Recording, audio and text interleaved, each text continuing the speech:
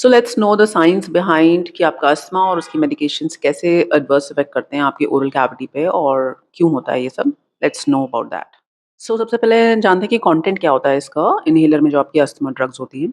इसमें होते हैं आपके beta agonist drug, corticosteroids and some sugar component and fermentable components और ब्रोंकोडायलेटर्स होते हैं जो आपकी एयरवे मसल्स को रिलैक्स करते हैं and they help you in breathing comfortably. So muscle relax के अलावा इनके जो इफेक्ट्स होते हैं बॉडी में वो और भी होते हैं, जैसे कि बीटा अगोनिस्ट ड्रग जो होती है वो सलाइवा प्रोडक्शन को बहुत कम कर देती हैं, आपके ओरल पीएच को बहुत कम कर देती हैं जिसकी वजह से एसिडिटी बढ़ जाती है ओरल एनवायरनमेंट की।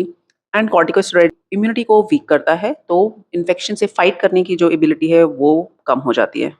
एन अस्थमा पेशेंट बिकॉज उनका एयरवे रेस्ट्रिक्टेड होता है तो नेजल ब्रीदिंग के अलावा वो कॉम्पनसेटरी माउथ ब्रीदिंग भी करते हैं which further worsen the mouth dryness. And mouth breathing में जब एयर अनफिल्टर्ड जाती है, बिकॉज नेजल ब्रीदिंग में आपके नोज एयर्स होते हैं बट माउथ ब्रीदिंग में अनफिल्टर्ड एयर जब जाती है तो एडिनॉइड हाइपरट्रोफी होने का रिस्क भी इसमें ज़्यादा होता है, जिसकी वजह से जो है एडिनॉइड फीचर बच्चों में फर्दर आ जाते हैं। And when we inhale drug into our airway तो ये ड्रग जो है आपके माउथ में भी डिस्पेंस हो जाती है और ये टीथ और म्यूकोसा पे चिपक जाती है, जिसमें शुगर कंपोनेंट भी है, कॉर्टिकोस्टेरॉइड्स भी है, बीटा एगोनिस्ट ड्रग भी है। तो ये सभी आपका पीएच लो करते हैं, सलाइवा प्रोडक्शन लो करते हैं और ओरल एनवायरनमेंट को एसिडिक बनाते हैं। तो ये सारी फैक्टर्स प्रेजेंट होते हैं, इसकी वजह से कैविटीज और इरोजन ज़्यादा होता है।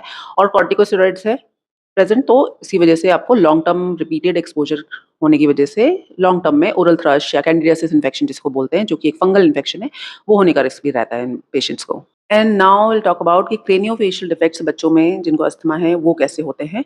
तो बेसिकली क्या होता है कि जब आपका बच्चा माउथ ब्रीदिंग कर रहा है तो उसका जो टंग है वो सपोर्ट नहीं करता है पैलेट को, जो कि नॉर्मली माउथ ब्रीदिंग जो नहीं करते हैं, नेजल ब्रीदिंग करते हैं, टंग जो है सपोर्ट करके रखता है पैलेट को। अब माउथ ब्रीदिंग के केस में वो सपोर्ट नहीं कर रहा है, तो आपका जब माउथ ब्रीदिंग कर रहे हैं तो ये आपकी जो चीक है वो संक हो जाते हैं इनसाइड, टंग सपोर्ट नहीं कर रही है पैलेट को, तो हाई आर्च पैलेट हो जाता है और नैरो हो जाता है। तो ये लंबे टाइम मतलब कई सालों में बोन की ग्रोथ है वो मॉडिफाई हो जाती है, बिकॉज फेशियल मसल के जो फंक्शन है वो ऑल्टर हो गए हैं माउथ ब्रीदिंग की वजह से। तो बच्चों में लॉन्ग टर्म जो क्रेनियोफेशियल डिफेक्ट है, नैरो हाई आर्च पॉलिट, ये इसी वजह से हम देखते हैं। Hope you understand the science behind it and now will talk about prevention in our next video. आप कैसे बच सकते हैं इन सारे एडवर्स इफेक्ट से by taking only simple measures.